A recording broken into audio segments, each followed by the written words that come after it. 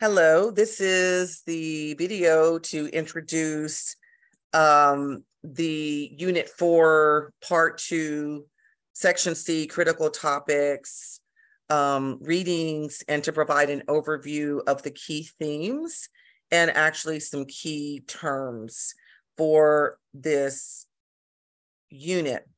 And so in Top Hat, as you can see, now and again, a note, very important reminder, when I am presenting in Top Hat, it unassigns that particular PowerPoint and the presentation questions, the participation assignments.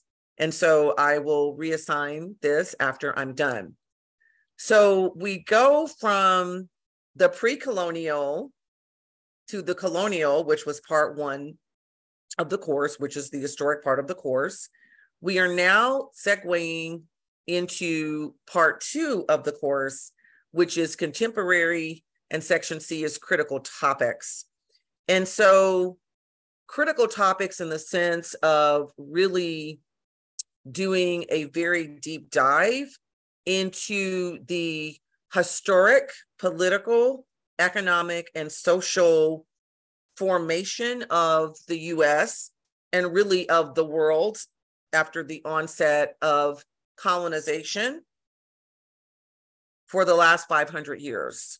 And we are going to start to be laying the foundation to then, which we do get into in Latinos and the European American scare, really getting into currently why we have a particular politics, polarization, extreme, very, very unchecked white supremacy, right? And with settler colonialism, which we'll get into in a moment, it's not a one-time event. And I'll talk about the different kinds of the 2 major types of colonization. Colonialism, when we use the term colonization, it is more so referring to the actual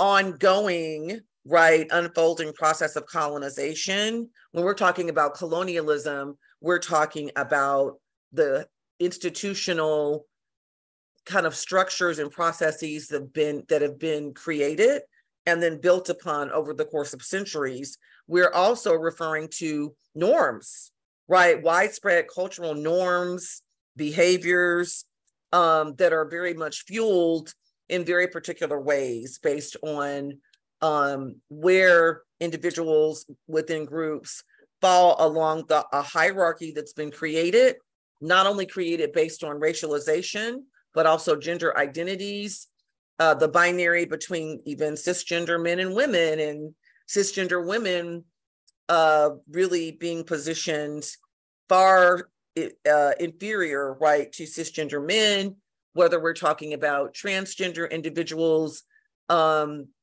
For thousands of years, societies across the globe had more than 2 genders, more than 3, more than 4, up to 5 or more for thousands of years. And right, so this whole binary is actually where everything has to be male or female, black or white, straight or gay, right? That binary, which lends itself to polarization, does not reflect the ways that modern human beings in advanced civilizations and empires have constructed gender identities, sexual orientation, and even gender norms within given societies, where women did play leadership roles, did play roles of fighting and being warriors, right? So in that sense, settler colonialism is an ongoing process. We've inherited these ways of imposing these particular social constructions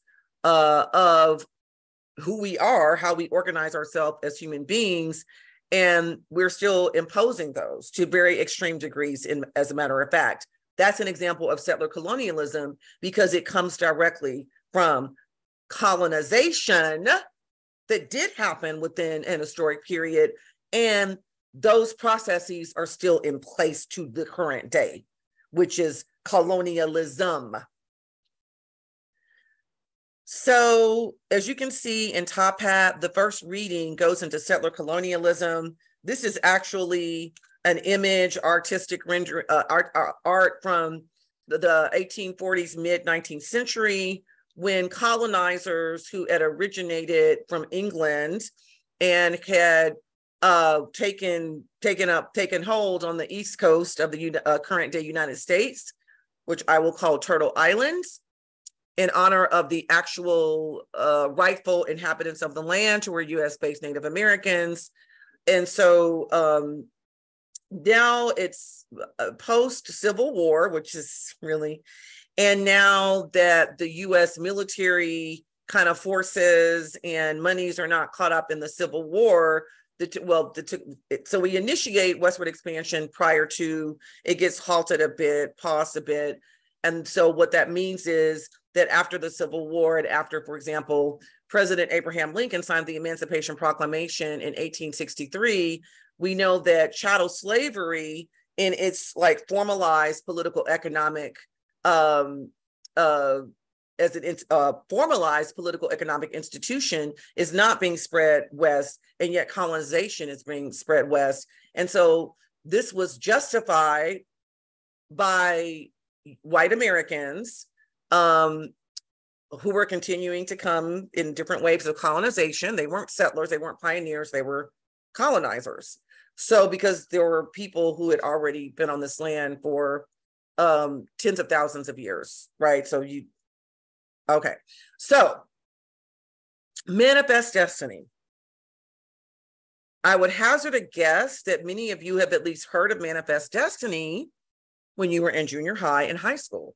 And it was this theory that was created, this rationalization, to say that it was a God-given, it was ordained by God for Europeans and their descendants to continue to spread massive genocide and to literally steal the ancestral lands and to resort by any means necessary, because it was ordained by God for them to spread across the country west.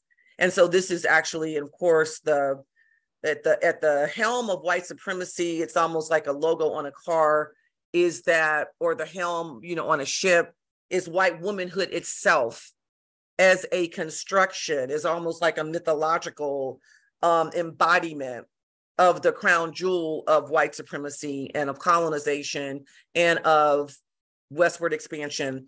Now, I want to do a note about settler colonialism.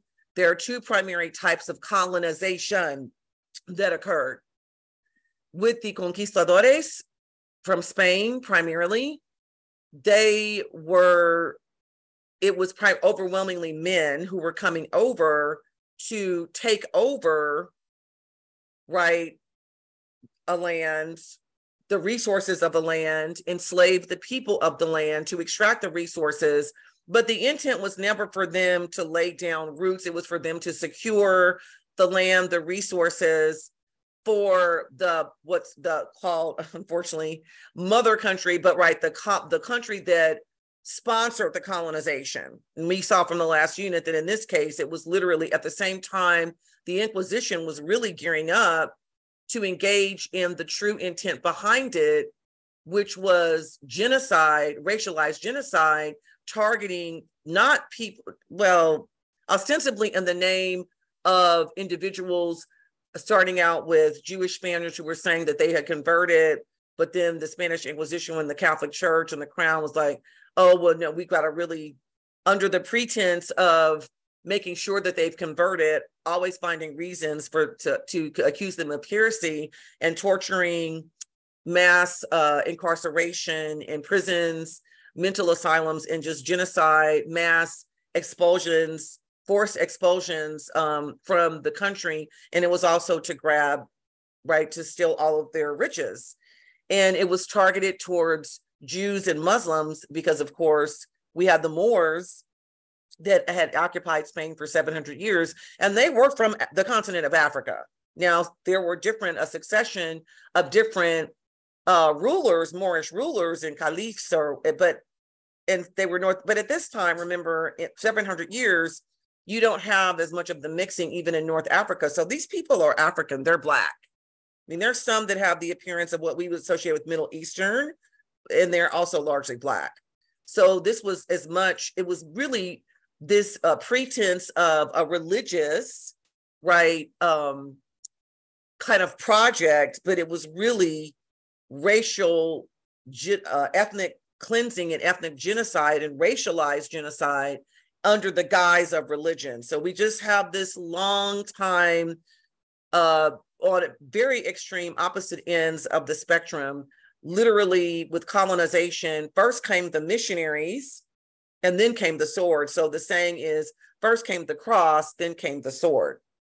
So religion, and specifically Judeo-Christianity, has been weaponized vis-a-vis Catholicism and also Protestantism after the Protestant Revolution in Europe to really condone wide-scale genocide, enslavement, torture.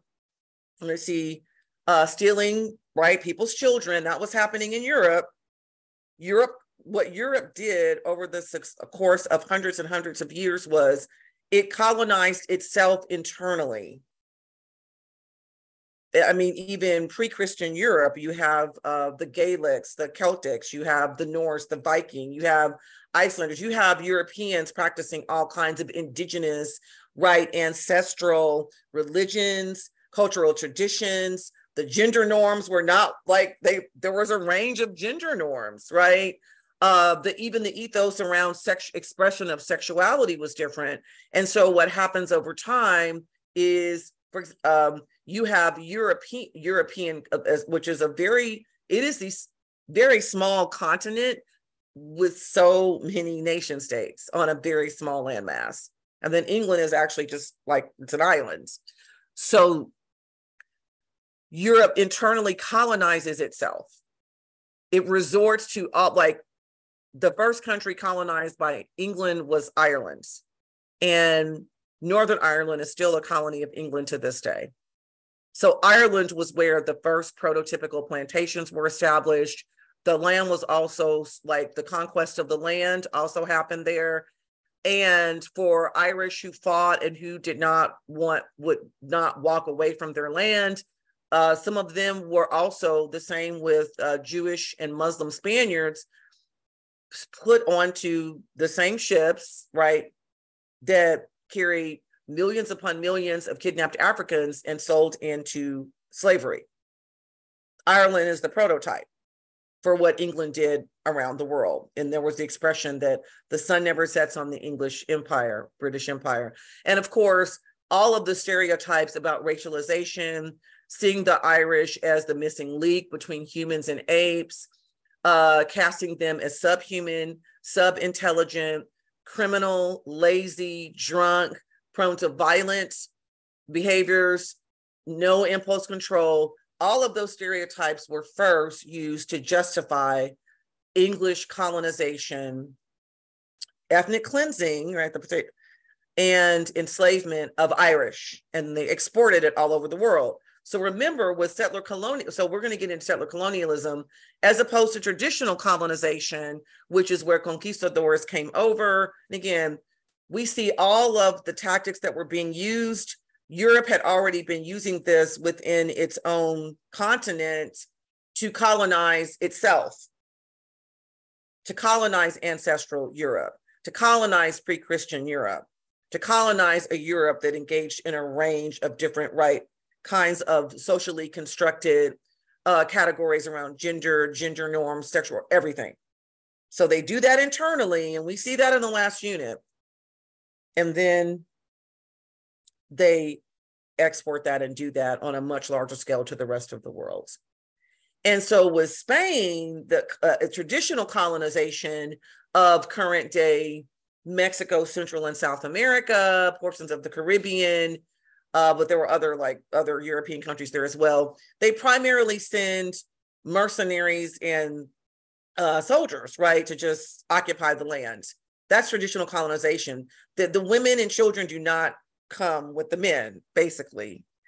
With settler colonialism, it's different because the goal of the colonizing country is to still extract the resources, the same that it is with traditional colonization, but it's also to completely take over that land, to literally set up a whole, like to raise whatever societies are already there and to replace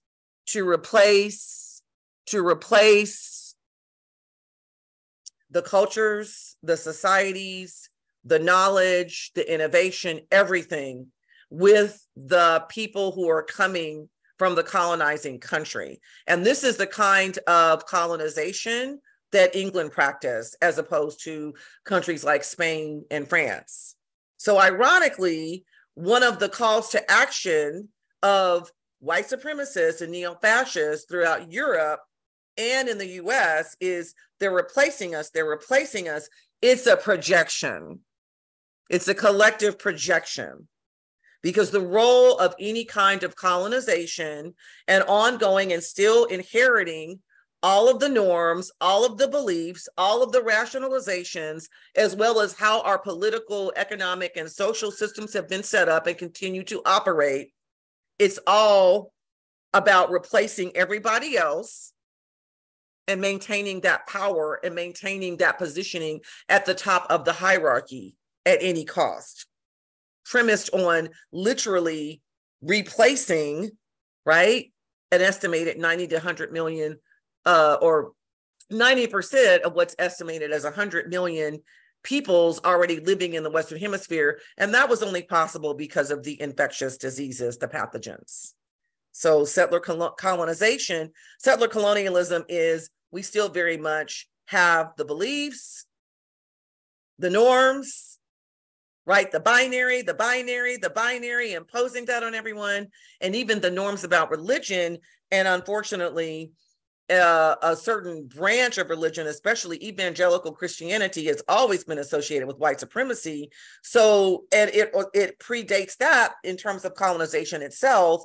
And so there's no, versus branches of, let's just talk about, well, Catholicism and Protestantism versus the Quakers, who were one of the main institutions that opposed chattel slavery in the US, right? They were also, right, the role of the Christian Black church in the civil rights movement. There's also a branch of Catholicism known as radical liberation theology. So it's the far opposite of the Catholicism that literally sponsored colonization and the Spanish Inquisition, racial genocide, ethnic cleansing of Jews and Moors outside of Spain. So it's complex, it's nuanced. So key points. I'm not going to spend a lot of time because a lot of this is self-explanatory. So some key points for the first reading for part 2, the contemporary part of the course, section C, critical topics, is the US is not a nation of immigrants, and really has not been a nation of immigrants. Really, we can kind of set the clock at around 1820 to 1920, when we have a very large influx of European immigrants that go through Ellis Island primarily, mainly Southern and Eastern European immigrants, Irish immigrants, Jewish immigrants, who at that time were not racialized as white. Race is a social construction. All of our institutions are socially, right? It's a very important one, and it's still, like all of the others, race, gender, socioeconomic status, sexual orientation, everything, right? And it's not disconnected from our biology and there's an interplay, but it's a social construction. So this is, and we get the actual creation of IQ or intelligent quotient tests that are a direct byproduct of the tests that were administered to Southern and Eastern European, Irish, and Jewish immigrants during this 100-year period, because it's there and it's being used to actually prove that they have an inferior intelligence compared to what the Nazis referred to as the master race or Aryans. Northwestern Europeans, with the exception of the Irish. That's because the Irish were the first group colonized by the English, with the exception of them. Now we know that racialization, especially in the US, is much, much, much more tied to skin color and around the world. But so I would say that's when we can set the clock. But prior to that, colonizers, not settlers, not pioneers, colonizers, because they were sent over by the Crown of England, similar to Queen Isabella and King Ferdinand, the Crown of Spain, monarchy of Spain, sending over Christopher Columbus. They were sent over to destroy the societies and build a new one, hard stop. The US is a country, is a nation created by colonizers. Canada is a nation created by colonizers.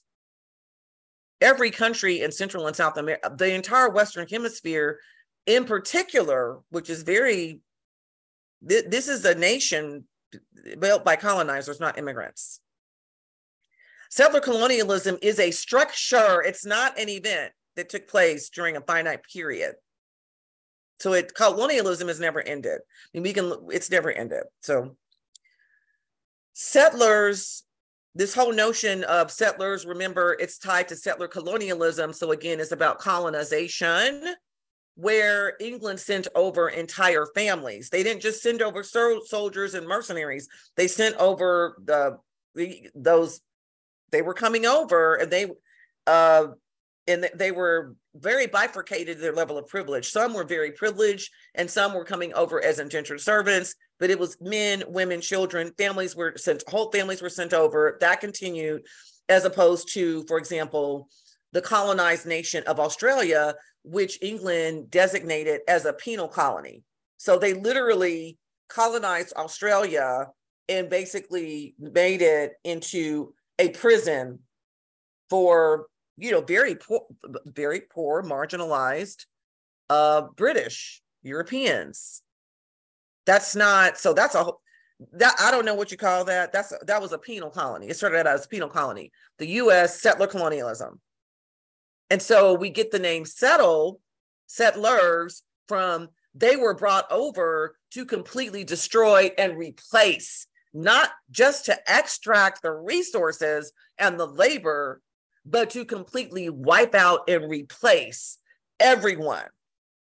Okay, which they didn't quite succeed, just like the Nazis didn't quite succeed with exterminating every Jewish European on that continent. Immigrants are different that's why, for example, the influx of approximately 2 million Europeans between 1820 to 1920, not only were they really marginalized and they were racialized as non-white, because they weren't Aryan, except for the Irish, but Jews, Southern Eastern Europeans, Italians, Polish, right? They weren't seen at the same level as British, Scandinavians, Germans, okay? They were not coming over as colonizers. They were immigrated because they faced a whole political order, right? A whole society that had already been created. What's also important to note in this key point is that the US created the first fiscal, financial, military settler state by enacting ethnic genocide, mass genocide of Native Americans, and also chattel slavery that ended up specifically targeting kidnapped Africans and all of their descendants in perpetuity.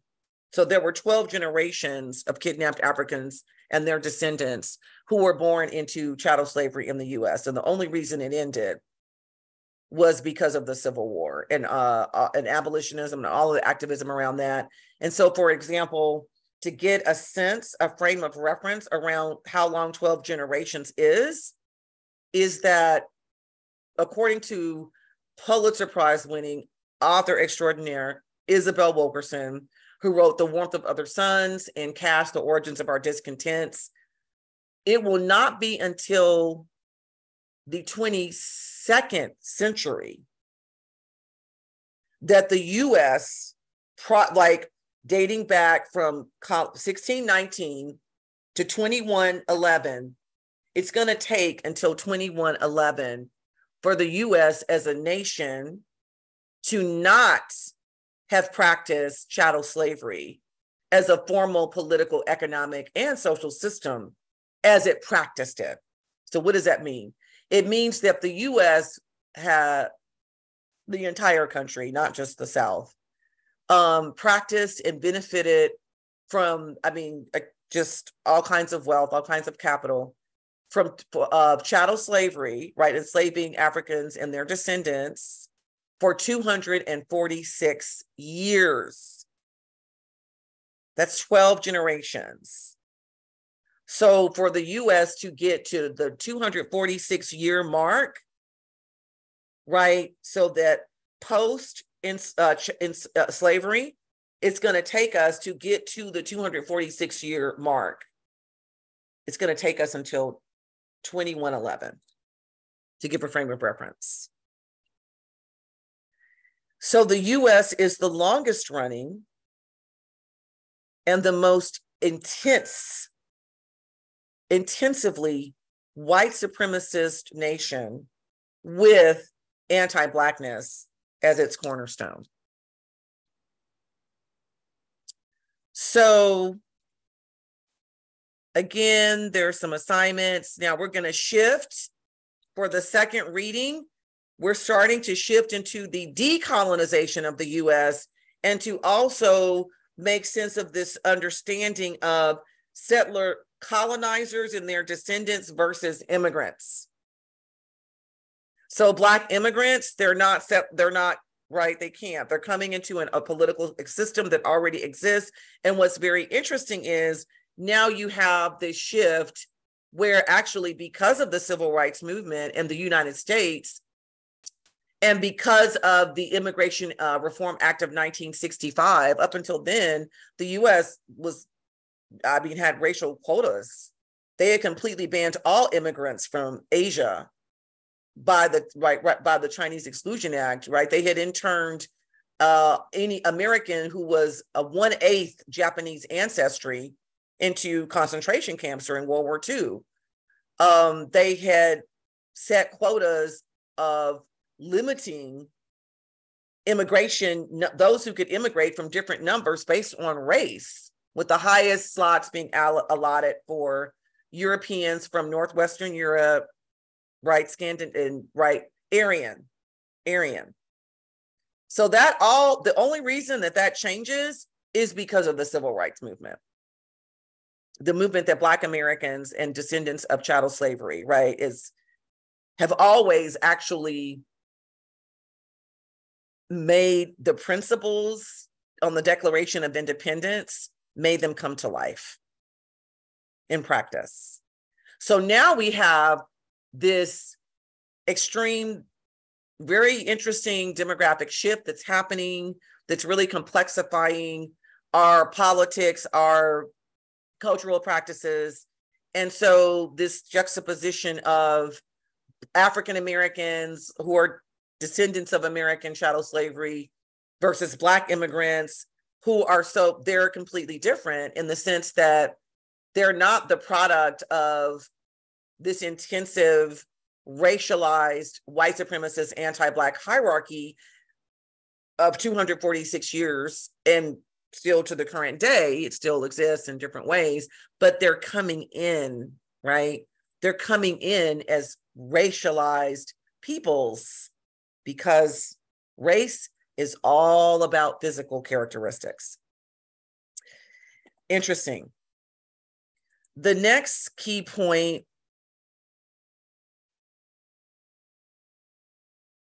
is, let me go back up. There should be, so I need to add a few more slides to this I'm seeing, and I'll go to that in a minute. Now, I'm going to go to, because I thought that I had added these. I had, so let me see.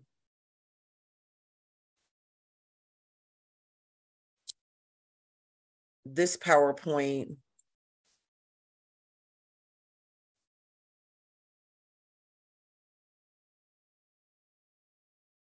Let me see.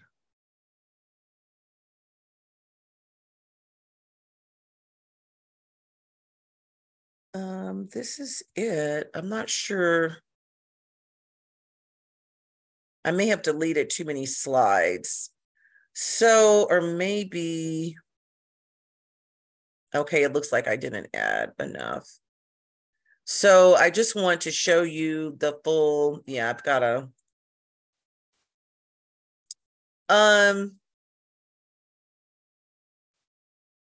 do a review of this really quickly. Revamped. Okay. So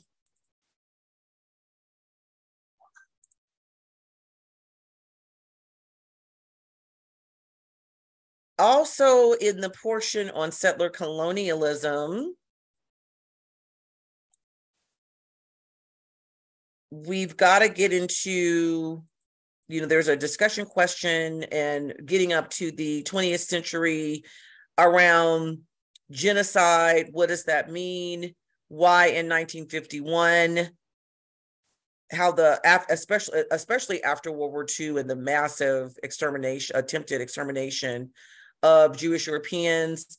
And we're going to also get into this notion of genocide, what it is, a breakdown of genocide, why the US is like one of the few countries that refuses to actually sign on to the United Nations Convention on Genocide, and looking at the different components of genocide and how they've been enacted with the forcible removing of Native American children in boarding schools, and then also genocide and settler colonialism, the extreme lengths, right, by law.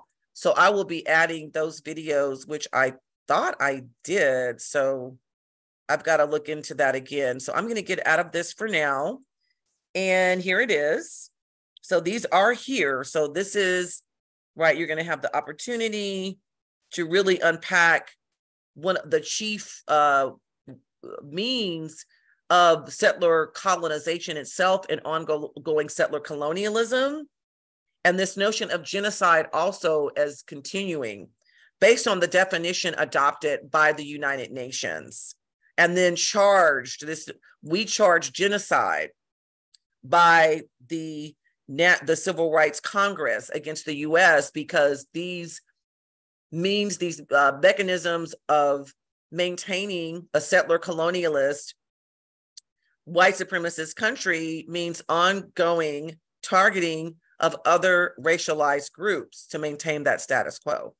So it's ongoing. That's the difference between colonialism versus colonization, which is more finite. And so then I just want to then go on to this last reading in the course, which is the explosion in the Latinx population in the US. Also, that is a direct result of the civil rights, right? The Immigration Act of 1965.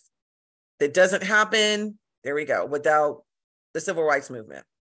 So again, I want to point in erasure also of Black immigrants. So even the status of Black immigrants is also because they're coming into an already existent system that the cornerstone of it is anti-Blackness. So it's not simply a white-Black bifurcation, right, binary.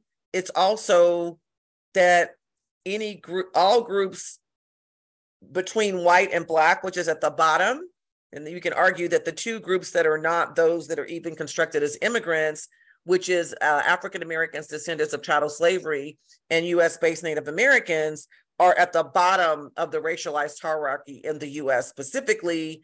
And then those racialized as European white, that's right, non-Hispanic white, they're at the top, and then everybody else falls in between. So then because of the structure of the system, with immigrants who come into this politicized system, if they are not racialized as of African descent, they actually, for all types of institutionalized systemic reasons, have greater privilege than African Americans as a whole, right, aggregate, that have lived in this country for hundreds and thousands of years. My lineage obviously is African. I am descended from chattel slavery. I also have US-based Native heritage on both sides of my family. My ancestors, my mother's and my father's side, my ancestors have literally been on this land for thousands of years. And that doesn't mean that I'm not, right, and I'm African American, because that's what it is, right? Race is a social construction. And so despite that, because of anti-Blackness as a whole, immigrants who immigrate, not, right, and the reading gets into this on Latinos and the Euro-American menace. For any immigrants, even those coming from the Caribbean or the continent of Africa, if they don't know and they don't understand, or they're not knowledgeable and informed about this structure, they benefit off of anti-Blackness. And as a matter of fact, in the reading on Black immigrants, in the first reading, you will see that Black immigrants as a whole are doing better economically, living above the poverty line, than US-based Black.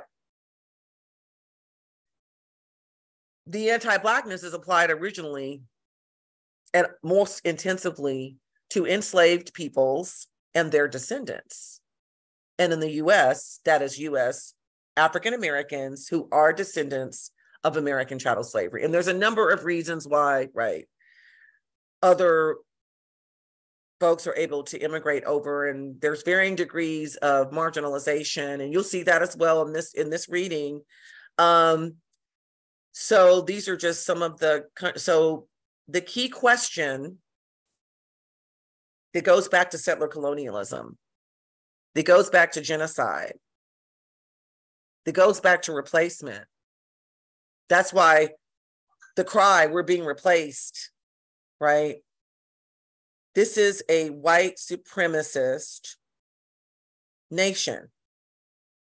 It's founded on that. And it's not, that's the current day colonized global structure. That's what that means.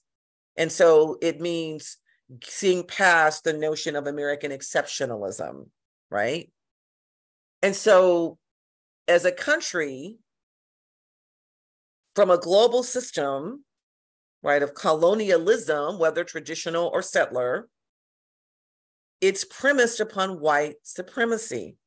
So what happens, or what do you think happens, when the number of people in the US, more than likely by 2042, not even by 2016, it's going to be a country made up of a majority of people of color.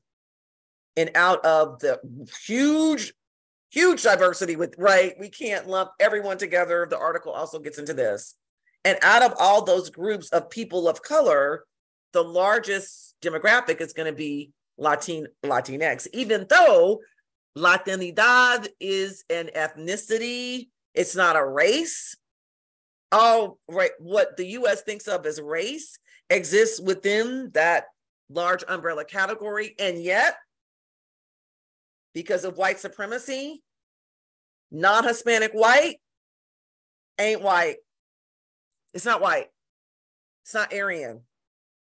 There's technically, primarily of European descent, yes, many, the phenotype, the physical expression of the genes, but just as the Nazis did not invent this, right?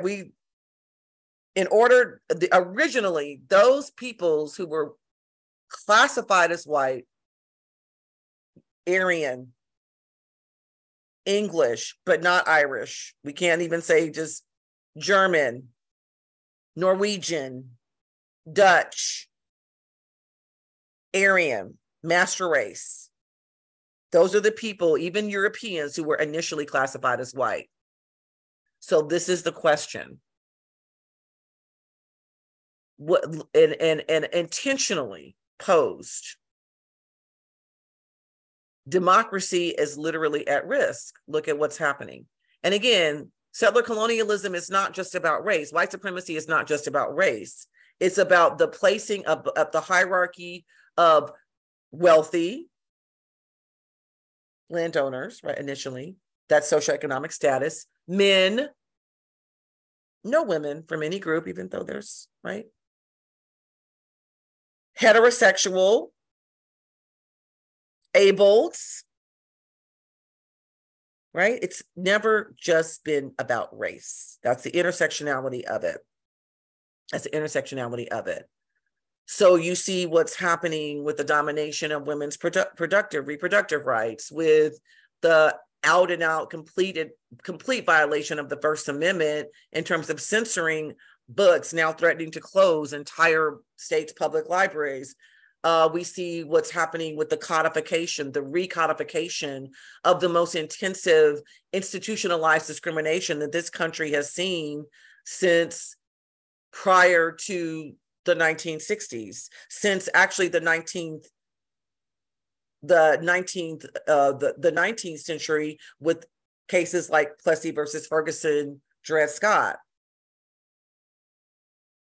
We see the attacks on LGBTQIA plus communities, including youth, right, children. We see these attacks on multiple fronts because white supremacy is not just about race. It's about gender, it's about sexual orientation, and it's about class. So the wealth inequality is off the charts. It's off the charts, right? And we don't understand, we cannot understand how we get here, and we cannot understand how to address it unless we know, right, the information, we get the data, and ultimately we get the truth. So this is the overview for this unit, and good luck with the assignments.